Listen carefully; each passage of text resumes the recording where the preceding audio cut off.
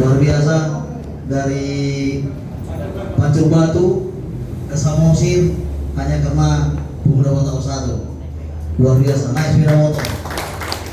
Nah itu luar biasa. Umur boleh tua, semangat tetap abigi. Jadi saya mau sampaikan, organisasi yang kuat adalah organisasi yang memang bisa menghadapi segala tantangan dan dinamika. Kalau organisasi tidak ada dinamikanya, itu bukan organisasi yang berkembang, itu organisasi yang melempem. Artinya kita jangan pernah khawatir dengan adanya dinamika di internal organisasi, baik di PAC, di ranting dan sebagainya. Dengan adanya dinamika, kita akan menemukan orang-orang kuat, kita akan menemukan orang-orang solid, kita akan menemukan orang-orang setia di organisasi. Kalau tidak ada dinamika, kita tidak tahu warnanya di mana. Dulu ada dinamika di Sumut, orang bilang saya sudah pusing. Saya tidak pusing, karena saya mau cari bibit unggul.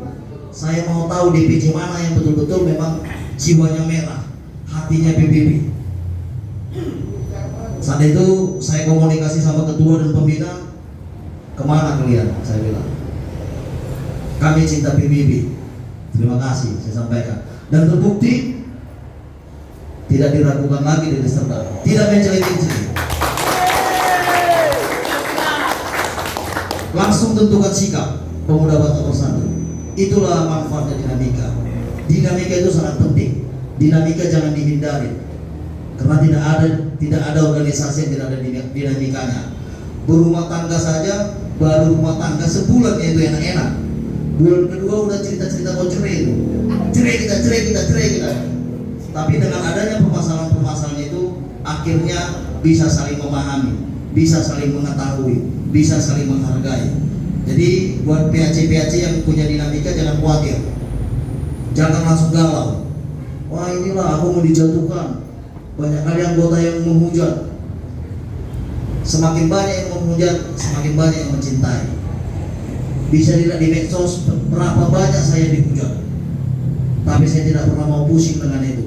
Saya harus tegak lurus dengan apa visi misi kita. Hanya itu saya concern. Saya tidak mau concern dengan bahasa-bahasa orang yang mencoba menjatuhkan, karena sayang energi dan waktu saya kalau saya mikirkan itu.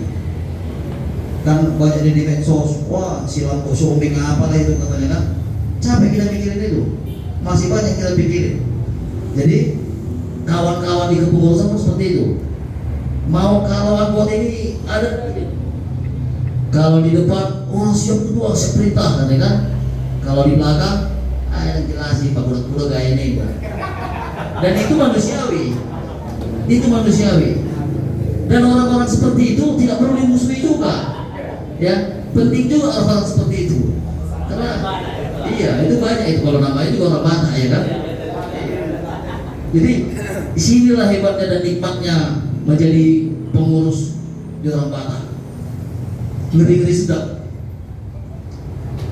Dulu waktu kita bentuk organisasi ini, dari 50 yang saya temui, 50 yang mengatakan, dia gue terpimpin anak Batak.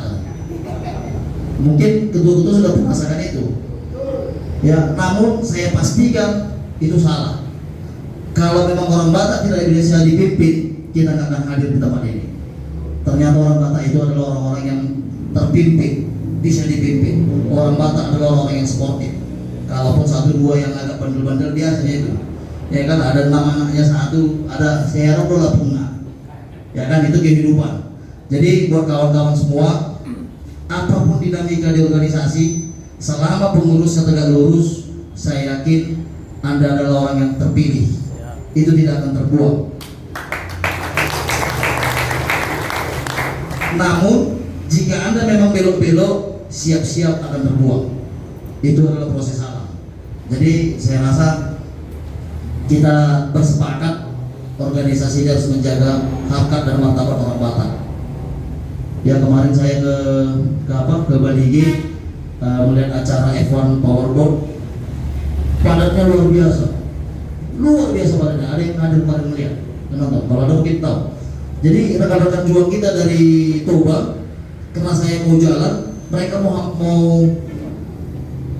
saya mau lewat kasih jalan gitu. Saya bilang jangan, nanti masyarakat jadi nggak suka sama kita. Biarkanlah kita berhimpit-himpitan bersama-sama dengan masyarakat, dan hantam kita, lihat anak-anak yang digendong, anak bayi, karena padatnya luar biasa. Jangan sampai ada anak-anak terhimpit.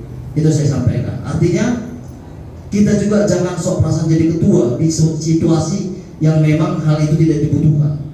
Tetapi kalau hal itu dibutuhkan waktu pelantikan, wajar, ketua harus dikawal, ketua harus kita bikin sangat. Tapi kalau seperti kondisi tadi, jangan. Ya saya lihat ada juga organisasi lain seperti itu, karena ketua bilang, pikir, jangan. Kita harus mengikuti. Saya himpitan sekali. Kalau ada mungkin ajak saya ditiapkan, pasti saya nggak tahu siapa yang nikah. Tapi saya percaya nggak akan ada yang menyakiti kita. Jadi buat kawan-kawan semua, tunjukkan merah kita. Segala persoalan yang ada, hilangkan dengan kegiatan-kegiatan. Biasanya orang hebat itu bercerita ide dan gagasan. Orang menengah itu biasanya bercerita mengenai peristiwa. Ya, tapi orang yang tidak hebat itu biasanya mencerita-ceritain orang. Jadi Pemuda Batak Bersatu, kita adalah organisasi yang hebat, jadi kita harus berkarya. Ciptakan ide-ide kita, ciptakan gagasan-gagasan kita. Banyak potensi di anggota Pemuda Batak Bersatu. Ini semuanya kita pakai untuk kepentingan organisasi dan kepentingan orang banyak dan masyarakat. Saya sangat bangga dengan diri Serdang. Ini baru saya ketemu ada ketua PAC yang diain jadi orang Batak, apa katanya mantan, mana tadi nak bermanula. Iya, luar biasa nak. Saya ketemu dua serikandi kita orang hebat, satu di Banyuasin. Inang itu dibuat bulu manula, bulu tapunan, bahasa Bataknya hebat. Inang itu aslinya orang, Inang dari Malang ya, Purwokerto. Inang itu orang Purwokerto. Jadi luar biasa Inang. Jadi kami pun bangga sekali. Ini Inang menunjukkan, mungkin Inang nanti bisa berkesaksian bahwasanya orang Batak itu sangat terbuka dengan siapapun. Kita mencintai yang namanya toleransi, kita mencintai namanya perdamaian, itu orang Batak. Sehingga siapapun yang mau jadi orang Batak, pasti orang Batak terima dengan hangat, terima dengan sukacita. Saya yakin Inang ini menjadi buru Madura kebanggaan di Madura. Saya yakin itu. Karena kami pun ada buru ombing yang kami air. Ada buru ombing juga yang kami air. Kalau dia bisa berbaur, pasti jadi buru ombing Asia. Inang ini saya yakin menjadi buru Madura Asia dan menjadi ketua PAC Asia. Mohon maaf yang lain ya. Ampun ya. Begitu ya? Iya. Cuma hari ini dia jangan nangis ketua. Ya. Jadi kita harus deklarasikan bahwasanya Pemuda Batak Bersatu adalah organisasi yang bisa memberikan keamanan, kenyamanan bagi siapapun. Ini yang harus kita buat. Jadi nanti ini agak koreksi sedikit ke hantam. Kalau ada pengawalan, tolong pakai helm. Jangan ugal-ugalan, ya. Nah, kita tertib. Ada saatnya nanti kita menunjukkan merah kita. Kalau kita mau biar bisa dipandang, ya kita harus tertib. Bisa kita konvoy waktu pengawalan boleh, namun pakai helm lah. Pakai helm ini sebenarnya buat keselamatan. Jangan nanti kepleset jatuh pecah kepala, kasihan. Yang kasihan itu yang bukan pecah kepala, keluarganya yang kasihan. Kalau yang pecah kepala ini udah lewat itu kan, tapi keluarga yang kasihan, anak istri. Jadi ini yang bisa saya sampaikan. Mungkin ada sesi kita nanti diskusi. Kami mencoba untuk bisa menjawab pertanyaan kawan-kawan, namun perlu disadari kami juga bukan maha tahu. Artinya sebisa mungkin akan kami jawab. Dan bagaimana organisasi kita ini bisa semakin baik. Dan sedikit ini tadi saya mau sampaikan masalah BPH ya, dan Kadif, divisi-divisi lain. Ini Rakornas tahun 2020 sudah pernah kita sampaikan ini ke seluruh ketua DPD. Untuk Kadif-Kadif itu di-SK-kan oleh ketua dan sekcam. Biarkan, berikan ruang kepada seluruh Kadif itu untuk bisa bersinergi kepada instansi sesuai dengan poksinya. Misalnya BPH, bisa nggak BPH bikin kopsurat? Bisa. Jadi ada kopsurat BPH. Jadi itu untuk mempersempit atau memperkecil regulasi atau birokrasi. Ini nanti mau biar tunggu dulu, tunggu ada sekcap atau apa. Tapi tetap ada tembusan dan laporan kepada ketua dan sekretaris. Itu dia, tetap nanti kontrolnya dan keputusan itu bisa dikerjakan atau tidak ada di ketua dan sekretaris KSB di kepengurusan inti. Jadi itu dia buat buat divisi-divisi. Misalnya ada divisi tenaga kerja, ya lakukan sinergisitas dengan industri, dengan pemerintahan, dengan yang berkaitan lah sesuai poksinya ya. Ya bagaimana Pemuda Batak Bersatu bisa menyalurkan tenaga kerja ke industri-industri yang ada di Deli Serdang misalnya. Tapi tenaga kerja yang memang betul-betul bisa kita atur. Kalau memang dia salah harus kita salahkan.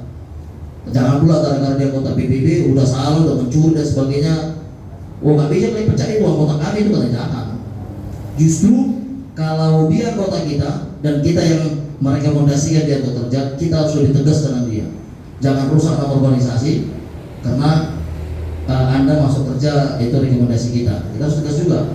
Itu dia. Jadi buat kawan-kawan semua terima kasih. Semoga pertemuan kita ini walaupun singkat tapi kita bisa semakin hangat, semakin akrab, semakin solid, terus berkarya. Ide-ide apapun ide-ide kita, ayo kita berikan ke masyarakat, kita berikan buat organisasi kita. Terima kasih. Horas, berjuang.